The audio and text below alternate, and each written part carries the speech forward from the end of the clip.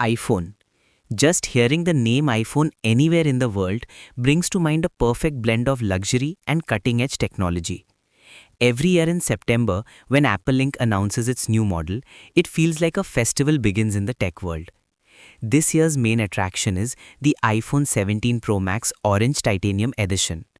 But have you ever wondered how this device, worth over a lakh in our hands, is actually born inside a factory?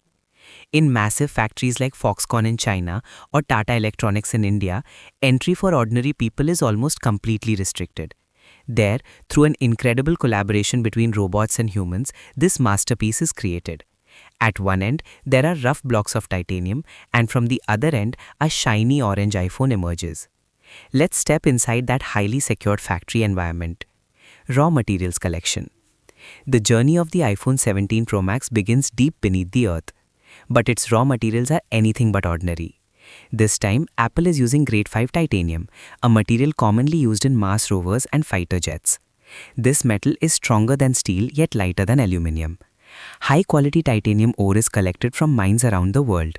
First, it is sent to metal refineries where it is melted at extremely high temperatures and turned into large titanium rods or blocks. When trucks carrying these materials arrive at the factory gates, there's no way to tell they will soon become one of the world's most premium smartphones. CNC machining process. In the first stage of the factory, these titanium rods are sent to CNC machine units. Computer-controlled drilling machines cut and shape the titanium into the phone's frame or chassis. Titanium is extremely tough, making it very difficult to cut or shape. These machines carve the blocks with incredible precision, down to the smallest detail. Not even a hair width of error is allowed. Since the cutting process generates intense heat, coolant liquid is constantly sprayed. After coming out of CNC, the frame is still rough. Robotic arms pick it up and send it to the polishing unit. Using nanotechnology sandblasting, the frame is smoothed to a mirror-like finish. Orange titanium coating. One of the highlights of this iPhone is its orange titanium color. But regular spray paint doesn't work on titanium. It would simply wear off. Instead, Apple uses a technology called physical vapor deposition (PVD). The polished frames are placed inside a large vacuum chamber. Specific gases and electrical charges are applied. In this process, color particles turn into vapor and chemically bond with the titanium atoms. This is not just a surface coating. It becomes part of the metal itself. After spending around 12 to 14 hours in the chamber, the grey metal gradually transforms into a stunning sunset orange color. This finish is so durable that even scratching it with keys or coins won't easily leave marks. Processing unit motherboard. In another part of the factory is the clean room. Here, dust particles in the air are strictly controlled because dust is the biggest enemy of electronics.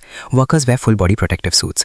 This is where the brain of the phone, the motherboard, is built. Circuit boards move along conveyor belts while robotic machines rapidly place thousands of tiny components like capacitors, resistors, and ICs. Finally, Apple's own high-speed chip, the A9 Bionic, is installed. This chip placement happens at a microscopic level. After that, the motherboard is carefully fitted inside the orange titanium frame. Camera module and battery assembly. One of the most complex parts of the iPhone is its camera system. The large triple lens camera module of the iPhone 17 Pro Max is assembled separately in a dedicated unit. Inside the clean room, skilled